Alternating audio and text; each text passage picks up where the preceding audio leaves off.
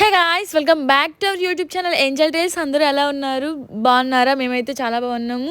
ఈ ఈ వీడియో ఎందుకంటే మండే నైట్ ఏం పెట్టారు అనేది రైస్, ఇడ్లీ, ఇంకా పప్పు, ఎగ్ పెడతారు మండే. ఇంకా సాంబార్ పెట్టారు, ఇడ్లీతో పాటు చట్నీ, ఇంకా పెరుగు, 3 టైప్స్ ఆఫ్ పొడులు, 3 టైప్స్ ఆఫ్ పచ్చళ్ళు, ఒక రోటి పచ్చడి పెడతారు.